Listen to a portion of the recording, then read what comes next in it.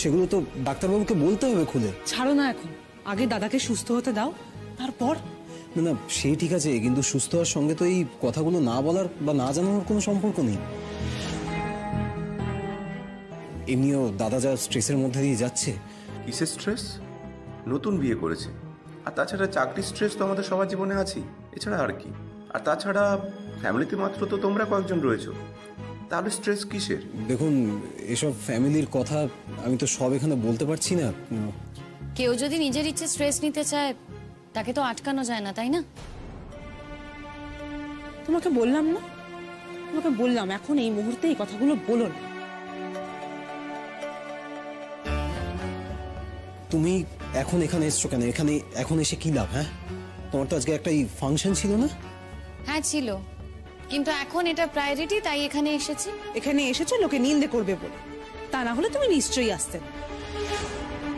দেখো, এসেছি যখন তখন আসতাম না, এই প্রশ্নটার তো কোনো মানে নেই। হ্যাঁ মানে আছে, নিশ্চয়ই মানে আছে, কারণ ক্ষতিটা হলে তো আমার দাদার ক্ষতি হবে, আর যদি চলেও যায় তাহলে আমার দাদাই চলে যাবে। তাই যদি ক্ষতি হয় আমাদেরই ক্ষতি হবে, আমাদের পরিবারের ক্ষতিটা হবে, তাতে কারুর কিন্তু কিচ্ছু এসে যাবে না, অন্য কারুর কিচ্ছু হবে না। ঠিক আছে, মানে এইসব নিয়ে এখন আলোচনা না হয় আমরা নাই করলাম। এখন তো এটা পারস্পরিক দোষারোপ করার সময় নয়। একটা শরীর খারাপ হয়েছে, নিশ্চয়ই ভালো হয়ে যাবে। স্যার আপনাদের ডেকেছেন। হ্যাঁ আসছি। দাঁড়াও, এত লোক যাওয়ার তো কোনো দরকার নেই। শোনো, আমাকে না ওনারা খবর দিয়েছে, আর আইনের চোখে এখন আমি তোমার দাদার স্ত্রী, আমরা একই বাড়িতে থাকি, তাই স্ত্রী হিসেবে আমার যাওয়াটা উচিত। আর আমি যখন সব কাজ ফেলে তোমার দাদার জন্য এখানে এসেছি, তখন আমিই যাব কথা বলতে। আর ডাক্তারবাবু যখন ডেকে পাঠিয়েছে, তখন তার স্ত্রী থাকতে স্ত্রীকে বাইরে রেখে তার ভাই এবং তার ভাবি স্ত্রী ডাক্তারের সাথে কথা বলতে যাবে, সেটা বোধহয় ডাক্তারবাবুর পছন্দ হবে না, আর সেটা করাও বোধহয় ঠিক না। তুমি চাইলে যেতে পারো আমার সাথে, আমি তোমাকে বাধাও দিচ্ছি না, তবে আমি যাবই। এত দরদ কোথায় ছিল তোমার দাদার উপরে? আমার দরদ নিয়ে না হয় তোমার সন্দেহ হচ্ছে, বুঝতে পারলাম। দেখো, আমাদের মধ্যে যতই মতবিরোধ থাক, অসুখ করলে যে আমি ওর পাশে থাকবো না সে কথা তো আমি একবারও বলিনি। হ্যাঁ, অসুখ করেছে, আমি ওর পাশে আছি। শুধু আমি একটা কথা বুঝতে পারছি না প্রতীক্ষা, তোমার এত দরদ কবে থেকে হলো? একেই বোধহয় বলে জানো তো, মায়ের থেকে মাসির দরদ বেশি। যাক, বলছি আপনারাও ডাক্তারবাবুর কাছে যাচ্ছেন তো? হ্যাঁ আপনি আসুন, পলাশ তোমরাও এসো। কিন্তু ওনাকে যেতেই হবে, কারণ ডাক্তারবাবুরা কিন্তু ওনার স্ত্রীর সঙ্গে কথা বলতে চেয়েছে, আর উনি যেহেতু ফোনটা ধরেছেন, না হলে কিন্তু আমরা ফোনে ওনাকেই চাইতাম। ও আচ্ছা, ঠিক আছে চলুন। শোনো পলাশ, ডাক্তারবাবুর কাছে ভিড় বাড়িয়ে লাভ নেই। তুমি নিজের ভাই, তারপরেও তোমার কোনো দাম নেই। দাম আছে শুধু ওনার স্ত্রীর, যে স্ত্রীর জন্য এত বড় একটা বিপদের মুখে পড়েছে দাদা। এটা তো ওনার কলিগরা জানেন না, বা ডাক্তারবাবুও জানেন না। দেখো, যে যেটা জানে না সেটা তাদেরকে জানানো কিন্তু আমাদের কর্তব্য। আর এখানে কে ভিড় বাড়াচ্ছে না বাড়াচ্ছে সেটা নিয়ে আমার কোনো মাথা ব্যথাই নেই, যে যা করছে করুক। আমি শুধু এটুকু জানি যে আমার দাদা অসুস্থ, আমি দাদার ভাই হয়ে আমাকে যেতেই হবে ভেতরে। আর যেহেতু তুমি আমার সঙ্গে এখানে তোমার অফিস কামাই করে এসছো, এটাও আমার ডিউটির মধ্যে পড়ে যাতে আমি তোমাকে ভেতরে নিয়ে যাই আমার সঙ্গে করে। তুমি এখন এসো।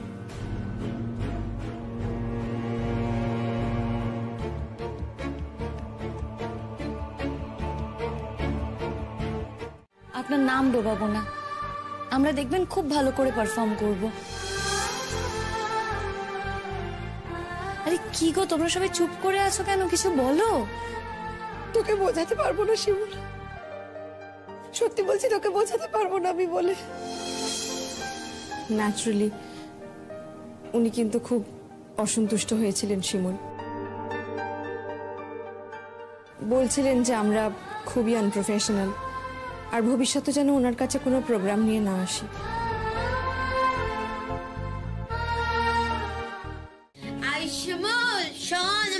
কথা বলছি জানিস, এই মেয়েটা কত চাটাং চাটাং করে কথা বলছিল এতক্ষণ। কি হচ্ছেটা কি পুতুল দি? তুমি জানো ওনার কত বড় ক্ষমতা, উনি কত বড় পোস্টে আছেন, আর তাছাড়া উনি গুরুজন, ওনার সম্বন্ধে কি এসব কথা বলে? তো কি হচ্ছে বলুন তো, কে উনি এতক্ষণ সবার সাথে কত খারাপ ব্যবহার করছিল না? চুপ করবো না,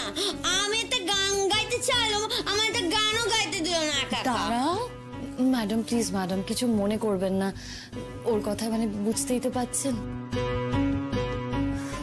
আপনি যে এসেছেন, আমি যে কি বলবো, আপনি সত্যি আমার সম্মান বাঁচিয়েছেন। তা না হলে না আমি সত্যি খুব খেলো হয়ে যেতাম সবার কাছে। আপনাদেরকে প্রমোট করবার জন্য আমি অনুষ্ঠানে আপনাদেরকে একটা স্টেজ দিতে চেয়েছি, আমি সেভাবে সবাইকে বলেও রেখেছি। এখন আপনি যদি সত্যি ফাইনালি না আসতেন, ওরা শুধু গান গাইলে কিন্তু বিষয়টা জমতো না, বরঞ্চ এটা আরো হাসির দিকে চলে যেত। সেদিক থেকে আপনি আমাকে সত্যিই বাঁচিয়ে দিয়েছেন। আর আমি কিন্তু আমার কথা উইথড্র করছি। আমি আপনাদেরকে আনপ্রফেশনাল বলেছিলাম। আমি বুঝতে পারছি যে আপনাদের মতন প্রফেশনাল লোক সত্যিই খুব কম আছে।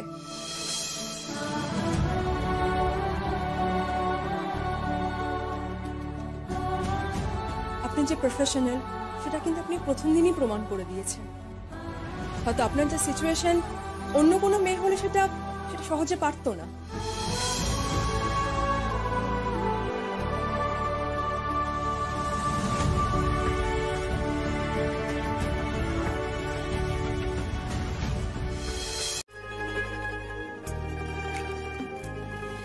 আরে কি হলো তোমাদের সবার চোখে জল কেন? বুঝবে না তুমি। তুমি জানো শিমুল, आज का दिन আমাদের কাছে कितना इम्पोर्टेंट ছিল, और আমরা তো अब तक ভাবছিলাম কি পুরো দিনই बर्बाद হয়ে গেল। ঠিক বলেছিস রে, ঠিক বলেছিস। সব ইচ্ছে করে করেছে ওই পলু বজ্জাতটা। ওর ছোটবেলা থেকে এরকম হারে বজ্জাত। কিছু আটকাতে পারলো? আটকাতে তো পারলো না। বেশ হয়েছে। তুই দেখে নিস শিমুল, আমাদের এই প্রথম প্রোগ্রাম দারুণ হবে, সকলে ভালো বলবে। আমি দেখেছি যখনই বাধা বিঘ্ন আসে না, তখনই সেই কাজটা বা সেই অনুষ্ঠানটা খুব ভালো হয়। দেখিস আমাদের অনুষ্ঠান দারুণ হবে।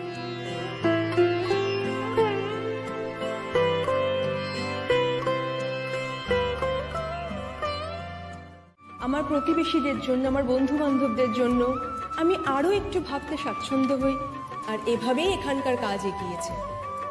আমার প্রতিবেশীদের সাহায্যে, আমার মানুষদের সাহায্যে, তাদের দিক থেকে কিন্তু আমি সবসময় সম্পূর্ণ সহযোগিতা পেয়েছি। আমি উইমেন এম্পাওয়ারমেন্টে বিশ্বাস করি। আমি বিশ্বাস করি একটা মেয়ে যদি তার সম্পূর্ণ সত্যের প্রকাশ ঘটাতে পারে, তবেই আমাদের সোসাইটি, তবেই আমাদের সমাজ পূর্ণ পরিস্ফুটিত হয়ে উঠতে পারে।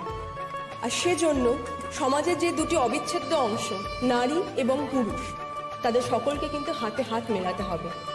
আর এভাবেই আমি এই জেলার মেয়েদের ক্ষেত্রেও চেয়েছি তাদের ক্ষমতায়ন হোক, তাদের প্রতিভার বিকাশ হোক। আর আমার এই স্বপ্নের শরীর যারা হয়েছেন, তাদের সকলের কাছে আমি কৃতজ্ঞ। আজ আমি আপনাদের এমন কিছু মেয়ের গল্প শোনাবো না, মানে আমি তাদের গল্প শোনাবো না, তারা নিজেরাই তাদের নিজেদের গল্প বলবেন। গানে বলবেন, নাচে বলবেন, কথায় বলবেন।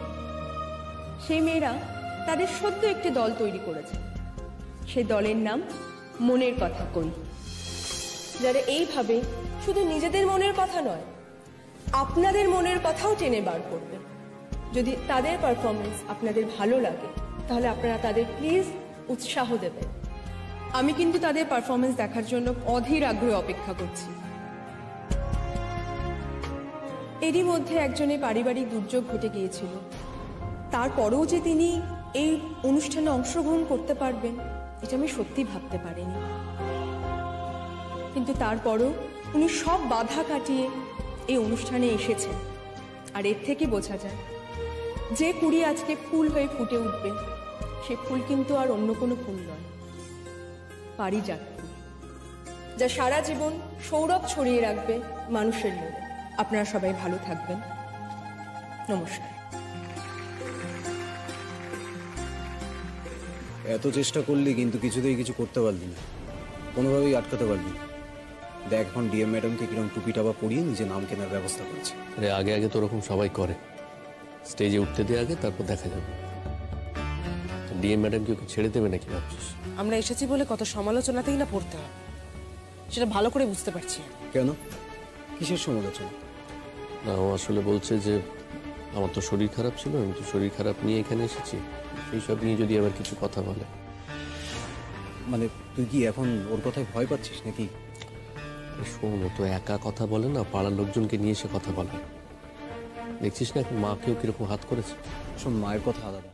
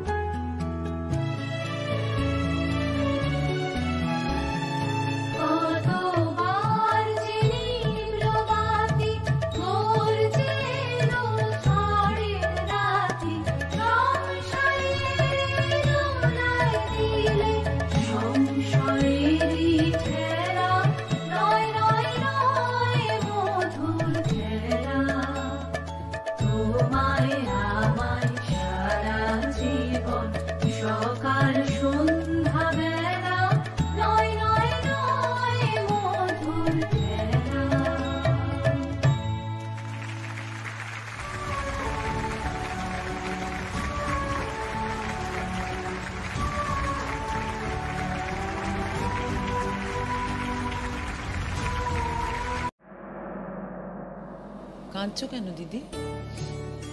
তোমার মেয়ে কত সুন্দর গান গাইলো, তোমার মেয়ে এত ভালো করলো, তোমার বৌমা এত ভালো করলো, তাহলে কাঁদছো কেন? ও ভয় পাচ্ছ পরাগরা বাড়িতে গিয়ে অশান্তি করবে? তোমার ছেলেরাও কিন্তু দেখতে এসেছে। তোমার ছেলে বলছিল না ও শরীর খারাপ, আসতে পারবে না। বৌমাকে তো প্রোগ্রাম করতে আসতেই দিচ্ছিল না, কোথায় কোথায় নিয়ে ছুটেছিল। একটুখানিকের জন্য চলে আসতে পেরেছে বৌমা, আর এখন দেখো দুই ভাই এসে বসে আছে। প্রতীক্ষাও তো এসেছিল, মজা টজা দেখে চলে গেছে, মজা দেখতেই এসেছিল। সেই জন্য তুমি ভয় পাচ্ছ দিদি, ওদের ভয় পাচ্ছ? দূর পাগল, আরে এই বয়সেও যদি ভয়কে জয় না করতে পারি তাহলে আর জীবনে শিখলুম কি?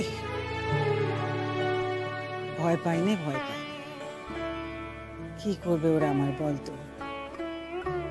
খেতে দেবে না, দেবে না, খেতে দেবে না তো দেবে না। আরে আমার তো হাত পা চলে নাকি? লোকের বাড়ি রান্নার কাজ করে খাবো আমি, ও নিয়ে চিন্তা করিস না। নয়তো নয়তো তোকেই বলবো খন, ও ছোট, তোর বাড়িতে কাজের লোক রাখবে, রান্নার লোক। আমাকে নে, আমাকে নে, বলবো। তুমি এইসব কথা কেন বলো আমি বুঝি না দিদি। তোমার দেওর কি মরে গেছে না আমি মরে গেছি? হতে পারে দিদি আমাদের অভাবের সংসার, তাই বলে তোমাকে দুবেলা দুমুঠো ডাল ভাত খাওয়াতে পারবো না? এতটাও অভাবের সংসার নয় দিদি। দেখো দিদি, যদি আমাদের সেরকম সময় আসে না, তোমাকে মাথায় করে রাখবো। আজ এক অদ্ভুত ঘটনার সাক্ষী হলেন এই জেলার মানুষ। কিছু আগে এই স্টেজেই ঘটে গেছে একটা আশ্চর্য ঘটনা, যার জন্য আমাদের জেলার মানুষ প্রস্তুত ছিলেন না। তারা অনেক দিন পর এত সুন্দর একটা অনুষ্ঠান দেখলেন। এ বিষয়ে বোধহয় আপনারা সবাই একমত হবেন। হ্যাঁ, এমন একটা সুন্দর অনুষ্ঠানের সাক্ষী হওয়ার জন্য সময়টা যেন এই মঞ্চে থমকে ছিল, থেমেছিল। আমি মঞ্চে ডেকে নেব আমাদের মাননীয়া ডিএম ম্যাডাম শ্রীমতী রচনা সেনগুপ্তকে। অনুরোধ করব তার মনের কথা বলার জন্য এই অনুষ্ঠানকে ঘিরে।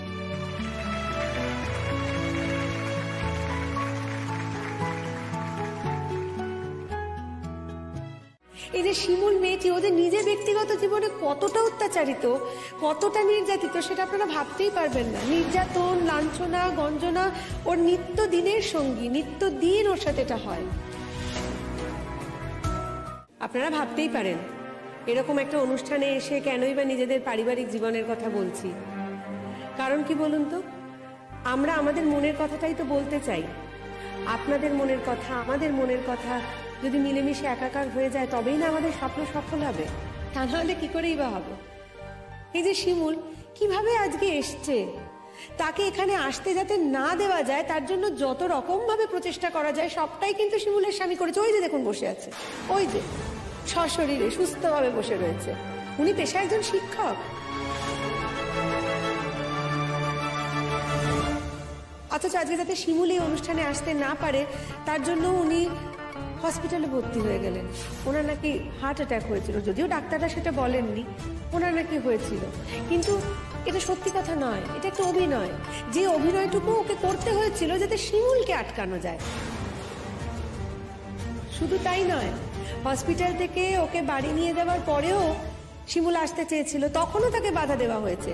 সব রকম ভাবে চেষ্টা করা হয়েছে যাতে তখনও শিমুল এই অনুষ্ঠানে আসতে না পারে। কিন্তু শিমুলের অদম্য জেদ, ইচ্ছা শক্তি, তার জেরে আজকে সমস্ত রকমের বাধা বিঘ্ন অতিক্রম করে আজকে শিমুল এখানে এসে উপস্থিত হয়েছে। কারণ তা না হলে ডিএম ম্যাডামের কাছে আমাদের যে মুখ থাকতো না বলুন।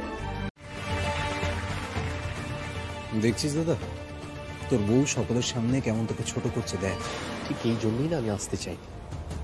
তুই আমাকে বললি যে তুই চল, গিয়ে দেখবি সব গন্ডগোল হয়ে গেছে, ডিএম ম্যাডাম কিভাবে ওকে হ্যারাস করছে। কি দেখছি এখানে এসে, কি দেখছি? পুরো ব্যাপারটাই তো উল্টে গেছে। শোন, এখানে থাকিস না, বাড়ি চল। এরপরে না জানি কে এসে কি বলবে তার ঠিক নেই। শিমুল আছে, শিমুল কি বলবে তার তো ঠিক নেই। চল বাড়ি চল। দাঁড়া দাঁড়া, তোকে তো সবকিছু জানতে হবে, দেখতে হবে, সব শুনবি তো। দাঁড়া, তোর বউ তোর নামে কত সুখ্যাতি করবে, গুণগান করবে, তোকে কত ছোট করবে, সবকিছু রেকর্ড করে রাখ, ভবিষ্যতে তোর কাজে লাগবে। এবার মাননীয় ডিএম ম্যাডাম স্মারক তুলে দিচ্ছেন বিপাশা মৈত্রর হাতে।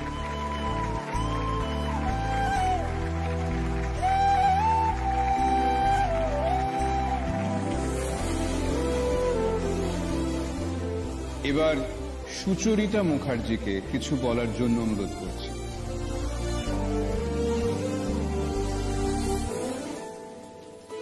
আমার আর নতুন করে বলার কিছু নেই। ওরা যা বলেছে সেটা আমারও মনের কথা। তবে একটা কথাই বলবো যে আমরা যারা নির্যাতিত শুধু যে তারাই এখানে এসেছি এমনটা নয়। যাদের উপর কোনো নির্যাতন হয়নি তারাও কিন্তু এখানে আছে। শুধুমাত্র আমাদের পাশে দাঁড়াবে বলে, আমাদের হাতটা ছোঁবে বলে। এইভাবে আমরা পরস্পর পরস্পরের পাশে দাঁড়াবো, এই যে উদ্যোগ, এর মূল কাণ্ডারি কিন্তু আমাদের শিমুল ব্যানার্জি। ও না থাকলে এটা একদমই সম্ভব হতো না।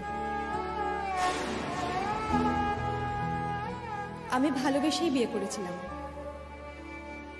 বিয়ের বেশ কিছু বছর পর জানতে পারি আমার স্বামী অন্য নারীতে আসক্ত। তিনি আমাকে ছেড়ে, আমাদের একমাত্র মেয়েকে ছেড়ে, আমাদের সংসার ছেড়ে চলে গেছেন। অনেক অসম্মান, অনেক অপমান সব সহ্য করে পড়ে রয়েছে শুধুমাত্র মেয়েটার মুখের দিকে তাকিয়ে। আসলে আমাদের তো আর যাওয়ার কোনো জায়গা থাকে না বিয়ে হয়ে যাওয়ার পর। বাপের বাড়ির লোকও আমাদের ফিরিয়ে নিয়ে যেতে আসেনি, তারা চায়নি আমি সেখানে ফিরে যাই, সেজন্যই এখানে পড়ে রয়েছি। মাঝে মধ্যে মনে হয় যে মেয়েদের সত্যি নিজের জন্য কিছু করা উচিত, নিজের পায়ে দাঁড়ানো উচিত। আজকে হয়তো এই জায়গায় এসে নতুন করে কোনো চাকরি করতে পারবো না, তবে বিয়ের আগে যে গানের চর্চা ছিল সেই চর্চাকে কাজে লাগিয়ে। তুমি, আমরা ওখানে দেখতে গেছিলাম একজনের কত বার বেড়েছে। কি দেখলে বলি, কি দেখলে? থোঁতা মুখ ভোতা করতে ফিরে এলে, হ্যাঁ? ও কি কথা? আর তুমি, তোমার কি ব্যাপার? তোমার নাকি শরীর খারাপ লাগছিল, তুমি নাকি তোমার ওই স্কুলে গিয়ে অসুস্থ হয়ে পড়েছিলে, তুমি ওখানে গেলে যে বড়। বৌমা যখন যাচ্ছিল তখন তো না যেতে দেওয়ার জন্য কত কত ফোন দিয়ে ফিকি রেটেছিলে, হ্যাঁ? কত কথা শুনিয়েছিলে ওকে, ও কেন যাচ্ছে। তারপর তুমি গেলে যে বড়। এখন সত্যি আমি তাই ভাবছি, এত বড় স্পর্ধা ওর। হ্যাঁ, তুই ভাব একবার, ওখানে গিয়ে স্টেজে দাঁড়িয়ে ওপেনলি বলেছে আমার নামে বানিয়ে বানিয়ে সব কথা বলেছে। কি বলেছে না, ও যাতে যেতে না পারে সেই জন্য আমি নাকি অসুখের বাহানাটা করেছি, মিথ্যে করে অসুখের ভান করেছি আমি। সত্যি দাদা, তুই বলে না কিছু করিস না। আমি যদি হতাম না। যা সত্যি আমি না সেটাই বলেছি। সত্যি কথা বলতে আমার তো কোনো অসুবিধা নেই না, তোমাদের হয়তো সত্যি কথাতে অসুবিধা হতে পারে, সেখানে তো আমার কিছু করার নেই। বলি শোনো, তোমাদের যেমন মনে হয়েছে যে বাড়িতে থাকতে গেলে তার একটা নিয়ম কারণ আছে, আমারও মনে হয়েছে যে তোমাদের এ বাড়িতে থাকতে গেলে তার একটা নিয়ম কারণ মেনে চলা দরকার। বুঝতে পেরেছ? আমি বলছিলাম যে আমরা 3টে মেয়ে আছি আর তোমরা 2টো ছেলে। তোমরা যদি মনে করে থাকো যে তোমরা দুজনে মিলে আমাদের 3 জনকে দুর্মুষ করবে, আমাদের 3 জনের উপর অত্যাচার করবে, আমি আর মানব না। কি বললে তুমি মা? অত্যাচার না না, অত্যাচার এ বাড়িতে ছেলে মেয়ের ভেদাভেদ হচ্ছে। তুমি এ বাড়িতে ছেলে মেয়ে ভেদাভেদ করছো? হ্যাঁ করছি। আর আমরা তোমাকে দুর্মুষ করি করছো? দাদা আমি শোনো, আমি তোকে বলছি, সব হচ্ছে এই মহিলার বুদ্ধি, সব এই মহিলার বুদ্ধি আমাদের সংসারটা জ্বালিয়ে পুড়িয়ে শেষ করে দিচ্ছে। শোনো মা, শোনো, আমি যা বলছি মন দিয়ে শোনো, আগেও বলেছি আবারও বলছি, এক পা যদি এগিয়েছিস আর এক পা যদি এগিয়েছিস। কি করছো? এই ছেলে, হ্যাঁ ছেলের জন্ম দিয়েছি আমি। মা কি করছো মা? মা কি করছো?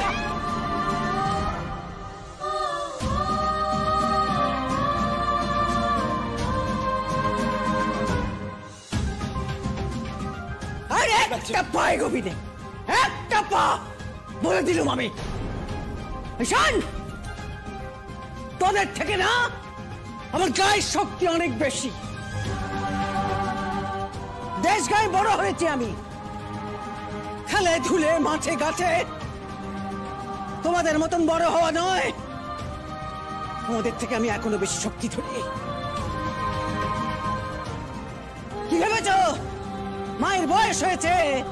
হ্যাঁ, অশক্ত হয়ে গেছে, অশক্ত। যতই বয়স বাড়ুক আমার, যতই অশক্ত হই, তোমাদের থেকে আমার শক্তি অনেক বেশি। কথাটা মনে রেখো। ছেলে ছেলে হয়েছে বলি, সুখের ঘরে রূপোর চামচ মুখে দিয়ে জন্মেছ তো, তাই কিছু বুঝতে পারো নে। হ্যাঁ, বলে দিলুম শেষ দিন আর একটি পা। এই ও কি কথা দাঁড়িয়ে পড়লি যে? আয় আয় দেখি, আয় কে আমার, আমি থাকতে আমার বৌমার গায়ে হাত দেয়, আমিও দেখি। আয় একবার দেখি, আয়। মা, হ্যাঁ ও মা, মা আমার কথা শোনো মা, মা আমার কথা শোনো মা। মা মা শান্ত হও মা, শান্ত হও, তোমার প্রেশার বেড়ে যাবে। ছাড়ো গো মা, ছাড়ো ছাড়ো ছাড়ো। আর পারছি না আমি, অনেক অনেক অনেক সহ্য করেছি আমি, অনেক সহ্য করেছি, আর পারবো না, আর আমি সহ্য করবো না ওদের। ওই ওই কি ব্যাপার রে, আমারই চোখের সামনে দাঁড়িয়ে তোরা আমার মেয়ের গায়ে হাত তুলছিস? হ্যাঁ, লজ্জা করে নে, লজ্জা করে নে তোদের? নিজের দিদির গায়ে হাত তোলো, নিজের বউয়ের গায়ে হাত তোলো, কি ভেবেছোটা কি? এরপর তো একদিন আমার গায়ে হাত তুলবে না বৌমা, না। শোনো, তুমি ভেবো না শুধু তোমার জন্যে, শুধু তোমার জন্যই নয়, আমি আমার নিজের জন্যই, নিজের জন্যও, নিজেকে বাঁচাবার জন্যও প্রতিবাদ করছি। সেই জন্য আজ আমি রুখে দাঁড়িয়েছি, শুধু তোমার জন্য নয় গো। এই আর একবার আমি বেঁচে থাকতে, আর একবার আমার বৌমার দিকে পা দিয়ে দেখা দেখি, এক পায়ে গিয়ে দেখা দেখি। এমন ছেলে। ও আপনি শতদ্রু? কেন, আমি এত বিশেষ কি করে হয়ে গেলাম? তাহলে বিশেষ হয়েছেন তার নিশ্চয়ই কোনো বিশেষ কারণ আছে। আপনাকে কেন্দ্র করে কত ঘটনা ঘটে গেছে আপনি কি কিছুই জানেন না? আপনাকে তো ওরা হিরো বানিয়ে দিয়েছে। আমাকে হিরো বানিয়ে দিয়েছে? না না ঠিক আছে, তুই ভালো আছিস?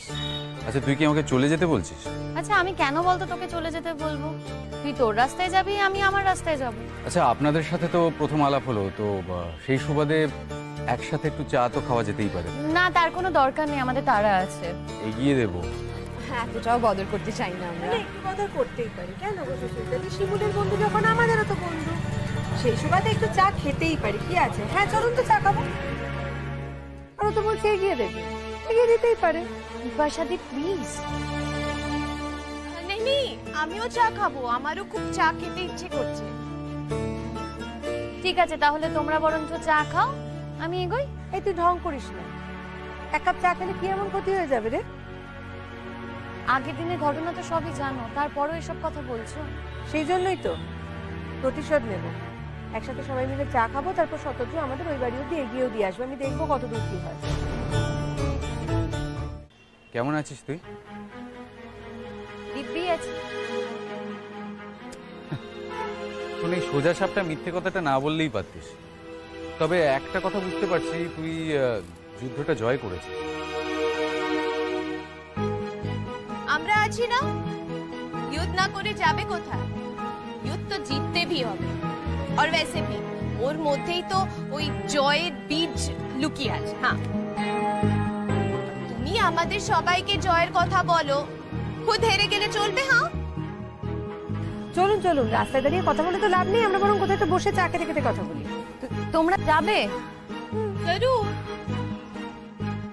তোমারও নিশ্চয়ই যেতে ইচ্ছে করছে। না সুচরিতা দি, আমার যেতে ইচ্ছে করছে না, কারণ আমি জানি বাড়ি গিয়ে আমাকে কি ফেস করতে হবে। কি এত ভয় পাস রে? তোর শাশুড়ি এখন তোর পক্ষে, তোর ননদ এখন তোর পক্ষে, বাকি ওই দুজনকে কি এত ভয় পেয়েছিস তুই? আসলে অসম্মানকে ভয় পাচ্ছি। কে অসম্মানকে ভয় পায় না বলো তো? এই অসম্মানের ভয় না সারাক্ষণ কুকড়ে থাকে। বলছি আমার সাথে এক কাপ চা খেলে যদি অসম্মান হয়, আমার মনে হয় সেই অসম্মানটাকে তোর অ্যাকসেপ্ট করে নেওয়া উচিত। নয় অ্যাকসেপ্ট করে নে, নয় তার থেকে উপরে ওঠ। আচ্ছা আপনাদের সকলেরই কি প্রবলেম? না না, সত্যি কথা বলতে কি আমার ফ্যামিলিতে যে খুব একটা প্রবলেম আছে তা নয়, তবে ওই মেয়ে হয়ে জন্মেছি তো কিছু না কিছু প্রবলেম তো থাকেই। একটা বেসিক আইডেন্টিটি ক্রাইসিস তো সব সময়তেই কাজ করে। কিছু একটা করে এই গ্লানিটা থেকে মুক্ত হতে চাই। हाँ ये बात तुम्हें एकदम ठीक बोलेছো बिपाशा। ये देखो ना, আমি তো কাম করি, सैलरी भी ठीक ठाक पाए, फिर भी মনে হয় কি इन सब के बाहर भी अगर একটা अलग जिंदगी হতো তো কত ভালো হতো। इसलिए আমরা बचपने যা যা করেছি সবকিছু প্র্যাকটিস করছি। তোমাকে একটা রিকোয়েস্ট করি। হ্যাঁ বলুন না। বলছি আমাদের যখন কলকাতায় অনুষ্ঠান হবে তুমি থাকবে তো আমাদের সঙ্গে? কেন? ও কেন থাকবে? ও থেকে কি করবে? তুই কথা বলছিস কেন? তোর সাথে কথা বলেছি। সত্যি কথা, তুমি সব ব্যাপারে কথা বলছো কেন? হ্যাঁ আমি জানি যে শতদ্রু তোমার বন্ধু, কিন্তু আজকে আমাদের সঙ্গে ওর আলাপ হয়েছে, আমরা তো একটু কথা বলতেই পারি ওর সঙ্গে। তা বলতে পারো সুচরিতা দি, আমি সে কথা একবারও বলিনি। আমি শুধু বলছি ও থেকে কি করবে। আপনি বুঝতে পারছেন না, ও আমাকে নিজের জীবনে একেবারেই কোথাও কোনো জায়গা দিতে চায় না। ও জায়গা দিতে চায় কি চায় না সেটা বড় কথা না, বড় কথা হলো আমরা একটা টিম হয়ে কাজ করছি, তো আমাদের তো সেই জায়গাটা পেতে হবে। আর সবাই মিলে একসঙ্গে যখন কাজ করি তখন কিন্তু একা একা কোনো কিছুই করা যায় না, চলার পথে সকলেরই হেল্প নিয়ে এগোতে হয়, নাহলে এগোনো যায় না। শতদ্রুকেও আমরা আমাদের সঙ্গে রাখতে চাই। তোর যে আপত্তি ওকে সঙ্গে রাখায় বা ওকে বলায়, সেই আপত্তিটার একটা সলিড গ্রাউন্ড তো দেখাতে হবে যে কেন তুই ওকে রাখতে চাইছিস না। তোর আপত্তির কারণটা বল। অদ্ভুত না? আমি না সত্যি বুঝতে পারছি না, এত লোক থাকতে হঠাৎ ওকে। শিমুল, তুই কিন্তু আমাকে প্রচন্ড ইনসাল্ট করছিস। না শতদ্রু, আমি তোকে ইনসাল্ট করছি না। আমি সত্যিই চাই না কোনোভাবে আমার জীবনের সাথে তুই জড়িয়ে যাস। কেন? আচ্ছা আমাকে বল, এটা তোর জীবনের সাথে জড়ানো হলো কোথায়? তোর জীবনে তো আরো অনেকে জড়িয়ে রয়েছে। তাছাড়া তুই তো জীবনে পরাগ ব্যানার্জিকে জড়াতে পারিস, পলাশকে জড়াতে পারিস, নিজের শাশুড়ি মাকে জড়াতে পারিস, কিন্তু আমাকে জড়াতে পারিস না, আমি এতটাই ভয়ঙ্কর হয়ে উঠেছি। ভয়ঙ্কর কি ভয়ঙ্কর নয় আমি সে কথা বলছি না শতদ্রু। আমি যেটা বলছি তুই তুই বুঝবি না। দেখ, তুই বুঝিয়ে বলতে পারছিস না, সেই জন্য তুই বলছিস যে আমি বুঝবো না। বুঝবো না কেন? যদি বুঝিয়ে বলতে পারিস অবশ্যই বুঝবো, কিন্তু তোর কাছে বোঝানোর কিছু নেই বলে তুই বলছিস যে আমি বুঝবো। রাগ করো না শতদ্রু, প্রত্যেকটা বিবাহিত মেয়ের জীবনেই জানো তো কিছু সমস্যা থাকেই, আর প্রত্যেক মুহূর্তে কিছু না হোক মেয়েদের চরিত্রটা চলে যায়। চরিত্র কি এমন একটা বস্তু, যেন একটা কাঁচের বাসন, একটু ঠোকা লাগলো ঝনঝন করে চুরমার হয়ে ভেঙে পড়লো। বুঝি না বাবা। যাই হোক, সেই সমস্ত কারণেই শিমুল চাইছে একটু সতর্ক থাকতে। বুঝতেই তো পারছো, তোমার প্রথম দিনের এক্সপিরিয়েন্স তো তোমার মনেই আছে। শুধু শুধু তোমাকে জড়াবে, জড়িয়ে একটা যাচ্ছে তাই কাণ্ড হবে, সেই কারণেই আর কি। তোমাকে ভালোবাসে বলেই কিন্তু প্রোটেক্ট করতে চাইছে।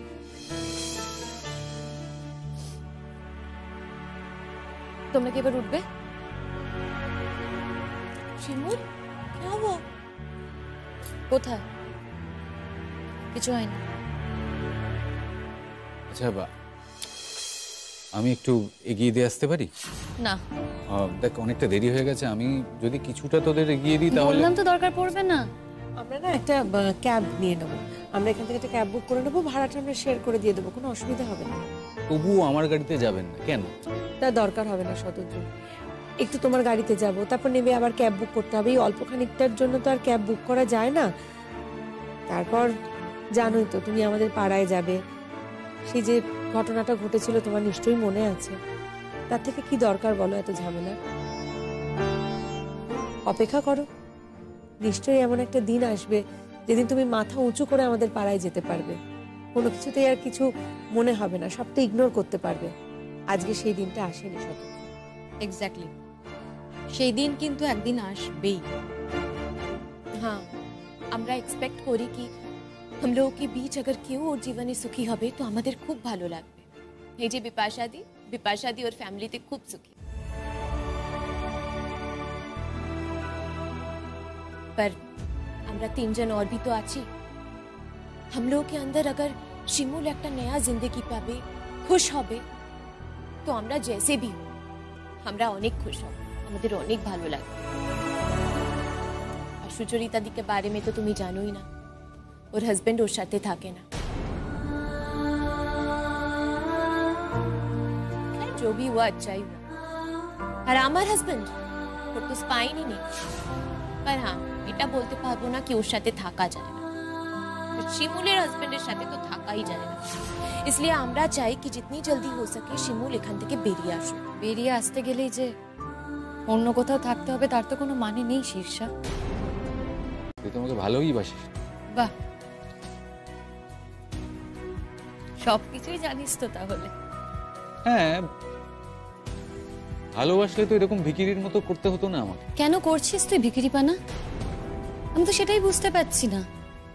শতদ্রু, তোকে এই ভিখিরিপানা মানায় না, বুঝতে পারছিস সেটা? আসলে কি বলতো, তুই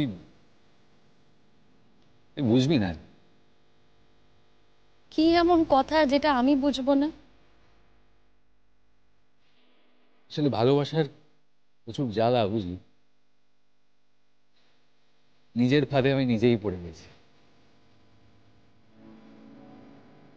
তোকে ভালোবাসি তো, সেই জন্য তোকে আঁকড়ে বাঁচতে চাইছি, তোকে জড়িয়ে বাঁচতে চাইছি।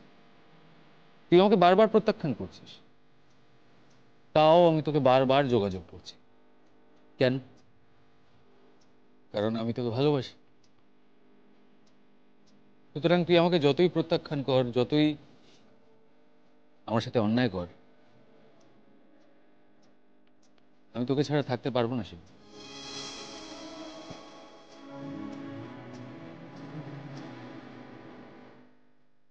আমাকে এবার যেতে হবে। তাহলে তোর আমাকে কিচ্ছু বলার নেই।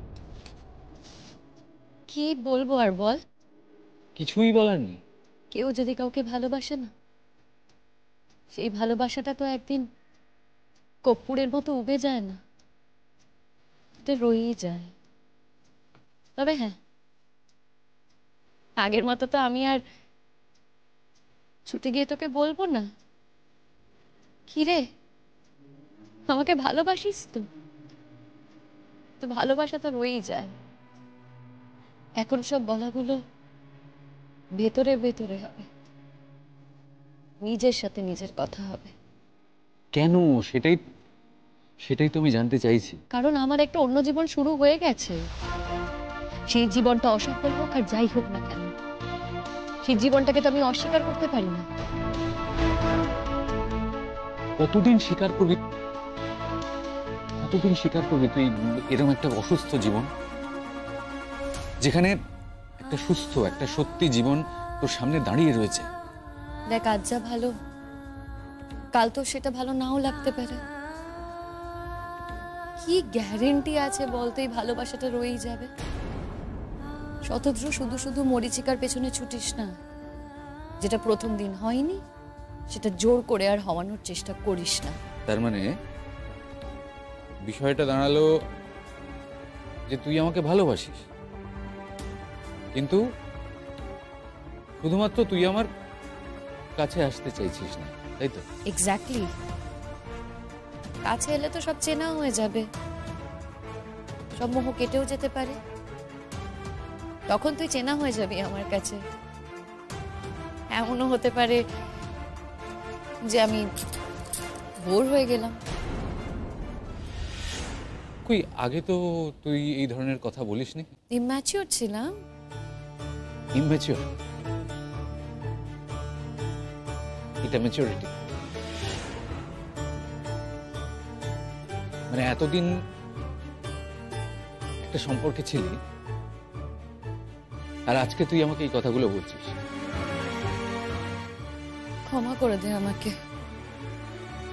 আমি না নিজেও খুব আনসেটেলড অবস্থায় আছি, খুব পাজলড হয়ে আছি, জানিস তো। আমি না সত্যি মেনে নিতে পারছি না যে আমার স্বামী, সে তো একটা সাদামাটা মানুষ, তার কাছে আমি পরীক্ষায় পাশ করতে পারলাম না। আমার না সেলফ কনফিডেন্সটা একেবারে জিরো হয়ে গেছে। আমার তো মনে হচ্ছে এই যে আজ তুই আমাকে এত ভালোবাসছিস, একদিন হয়তো তুই বোর হয়ে যাবি। বাহ,